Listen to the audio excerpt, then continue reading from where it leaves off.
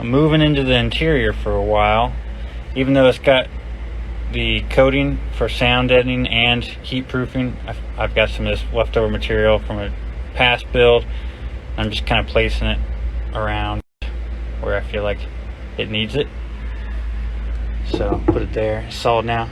But I made this new mounting plate for the windshield wiper motor, and this is actually off the 97 Dodge.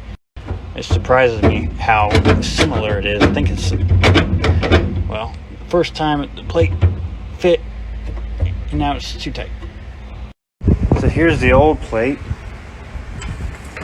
with the old motor, and it's, as you can see, I guess it goes this way. They're the same 2-speed drive windshield wiper motor, but the bolt pattern is almost the same. This is a little bit wider diameter. So I went ahead and made this new plate out of some scrap steel I found, and found a grommet that would fit this. Since this is going to be inside, this is going to be outside, I want to kind of seal it up as best as possible. So I need to cut this bracket off, and I need that. So here's the old plate with the old motor, and it's, as you can see, I guess it goes this way. They're the same 2-speed drive windshield wiper mounting point. Since the new one here is like that, can't use that. So I finally got this headlight bezel down pat, where I'm using the least amount of material I can there. Got my chamfers and my drafts all right, and the least amount of slop in between the bezel and the swivel part. And then my base cut down significantly. I had to trim out this quite a bit and left my hole for attachment, and then went down and made these a lot thinner too, so it will fit on the truck better. Won't hit and warp as I'm mounting it. So I need to print 2 more sets. I got 1 set that will work, but 2 more of this kind, and then I'll print 1 more, or I guess 3 more total, where I can mold in the future off of, and I'll be done with those. So back in this interior, I showed you guys I'm putting the sound deadening material around, and it's really good sticky stuff. I mean, it adheres well to whatever you put it on. But I have this 3/8 inch foam that's kind of a smooth finish that I wanted to put over the whole entire firewall for more insulation, more sound deadening. And I didn't know how to mount it, so I went ahead and 3D printed some little mounts here.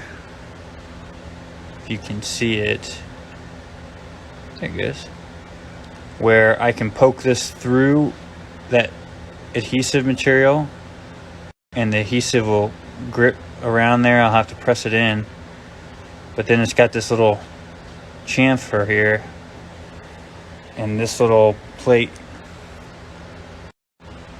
just a thin printed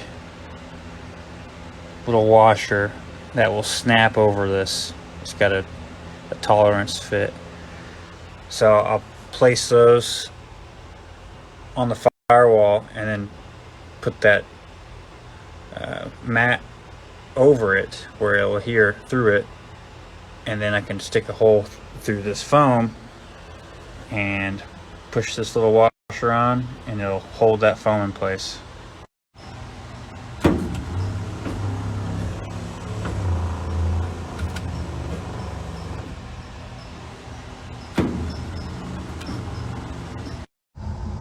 Air conditioning is in for good, and got the foam mat in there. Used the clips, they work great.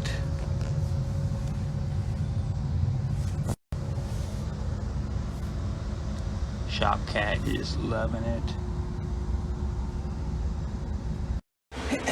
It's me, Alex Clark, Customs Clark, showing you my truck.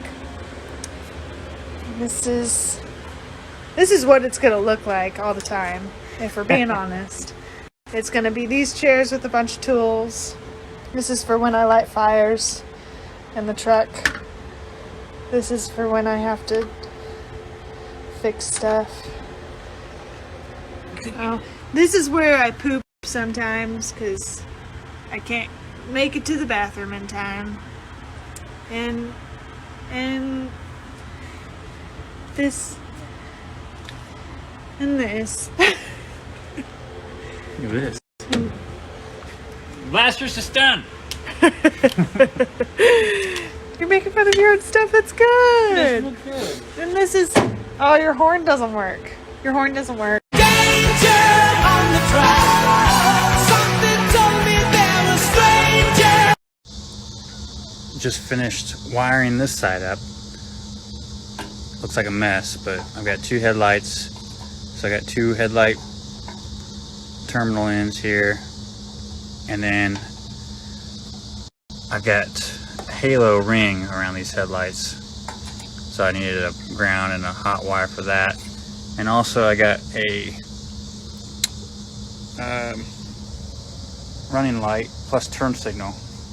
So yellow is running lights and my green is turn signal. Got it all spliced. And this is what it'll look like once I get the loom on there. These are just the halos. You can see the halo ring. Too bright for this camera.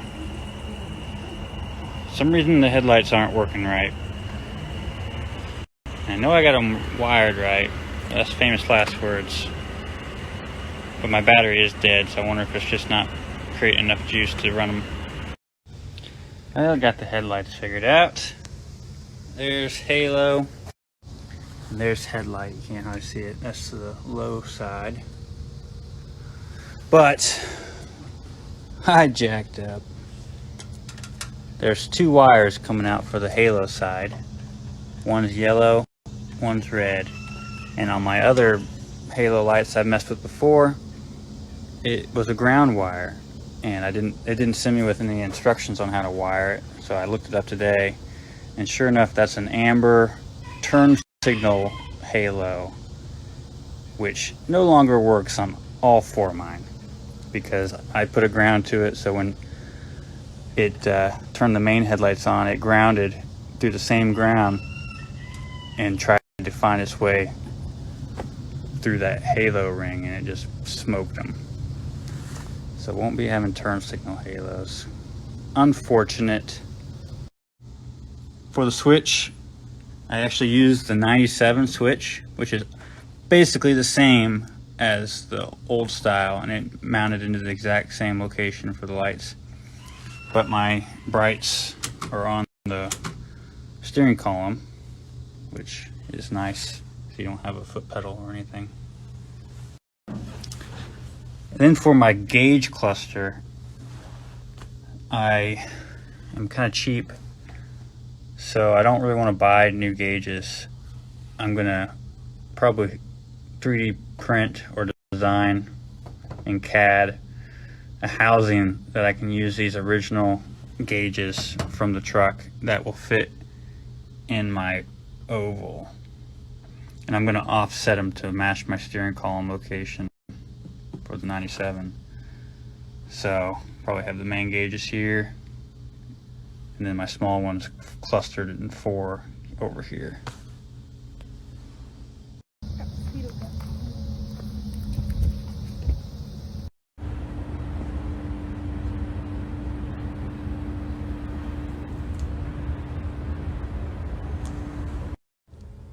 Alright, so I made this template for my hood latch bracket.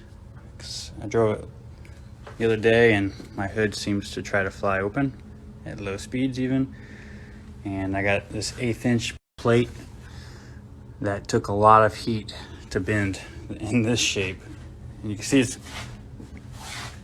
it's a little warped looking, not a straight bend, because my vise, the jaws don't go that deep.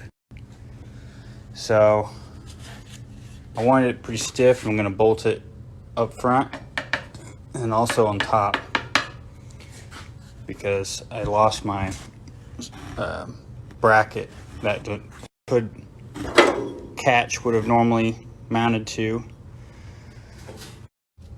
And to make this even stiffer, I'm going to add sides to it like so. And what the latch will latch to is a rod. So just imagine I'm going to drill a hole through both. Once I have the front plate here, there'll be a rod at a slight angle welded to it, and that's what it's going to latch on.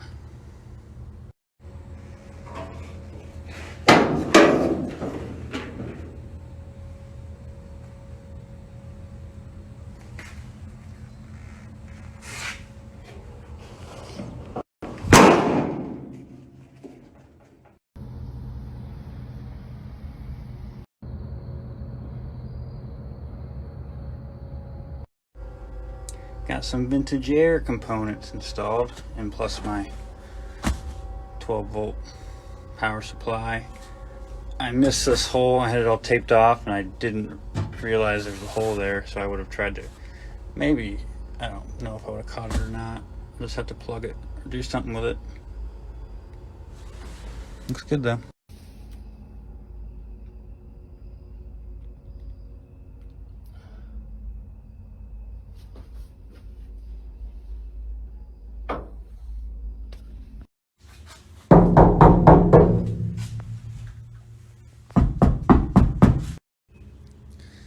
So a quick update on the truck. Finished welding this rocker panel, if you can see it up there, and kind of cleaned up the inside seam, because I'm going to seam seal all this, get it all nice, and I'm going to try to put the rubber on here shortly. And I ordered some extra rubber, so here's the original seal where it goes, and I'm going to put a door jamb seal around here just for like wind and more insulation, I guess, soundproofing. So it'll follow this, come down and just follow this edge where it'll sit in between here. Not factory, but I think it'll help with all that. More truck work this week. I seam sealed all the seams, and then I'm going to clean up this step panel on the rocker with my sanding disc, and I'm going to epoxy prime today so I can get this rhino lined eventually. I'm going to rhino line all the steps and probably the rocker panels as well. We'll see. And then just paint them yellow too. I did get in my new Cummins damper that goes on the front of the engine. It's almost like a harmonic balancer, but it doesn't balance anything. It's just takes out the vibrations. And this one is roughly 25 pounds versus like the old one, I think it was only like 10 pounds or something. But this is supposed to take all the vibrations out of that Cummins engine. And it's a lifetime warranty, or a lifetime part, so it doesn't ever go bad where the old ones do. I'll show you what the old one looks like. You can't really see it down in there, but it's that guy right there. So this is a lot smaller than what I have, and these go bad. So, I mean, this is probably original with the truck. But while I'm in here, the whole purpose of it, I guess, is there's what they call the killer dowel pin in here. And so I'm gonna replace it while I got everything off. What the heck you doing? And make sure that thing is not gonna, that pin's not gonna fall out. So if you know Cummins engines, they have a pin that will vibrate over time and can come out and cause catastrophic failure. 2K primer was sprayed.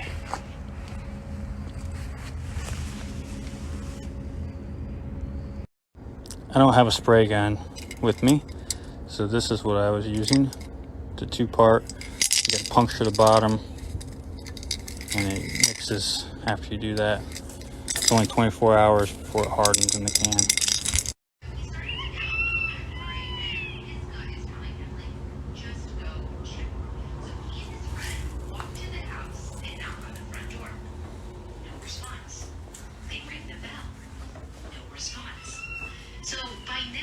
Jason's like, listen, I don't care about being an open. Got the window back in the rear.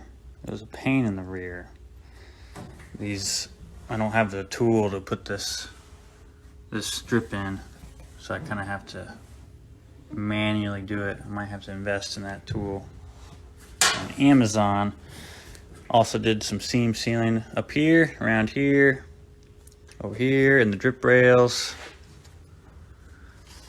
So got a few more spots to seam seal. I ran out of tubes. Still need to get the front glass in. Got the seal ready to go. And the front glass is in the guest bedroom. So, waiting on supplies. Still need to undercoat or bedline that. But I've been looking up online different products. So if you guys have any that you would recommend for maybe even this, or both the bed liner and the steps, give me a shout out. Got the glass in this morning with the help of Ellen.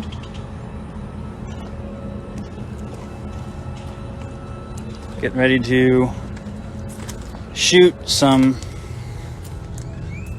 undercoating or bed liner. Just bought it from Walmart. I just bought the cheap stuff. Figured if they sell it, it ought to last somewhat. So I think I'm gonna do like a YouTube video on shooting it, spraying it on there. I'm gonna use my old lizard skin gun. This is the product. All right, got the lizard skin gun out, and man, it puts it on thick. Hopefully it won't run on me. I don't think it is. But the texture looked good, but it kind of smoothed out after it started drying. So that's just the first coat. Looks like it'll hold up pretty good. Man, this gun puts it out thick. Let's see if I can get underneath here. Don't know if you saw it or not. So I'll let that dry for 2 to 4 hours till it's kind of tacky, and then put another coat on.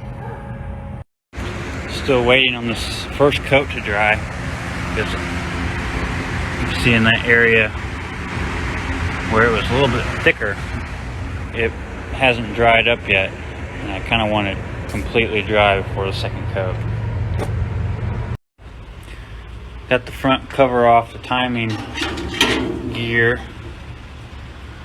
cover, and you can see that my pin is in, but it has come out a little bit.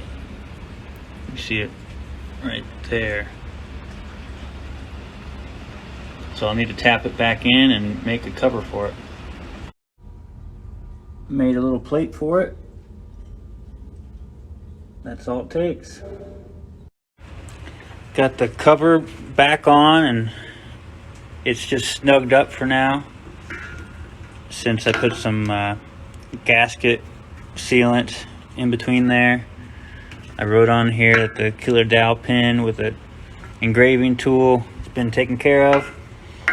I was getting ready to make my own bracket for the tack sensor, since this is a larger diameter. It's going to hit my mounting point for my tack sensor. So you're supposed to move it over here, and I didn't buy the kit that is for it, since I was just going to make it myself. But I noticed that there's no tack marks. There should be 2 grooves on this, and they're not there. So here's the old damper versus the new one,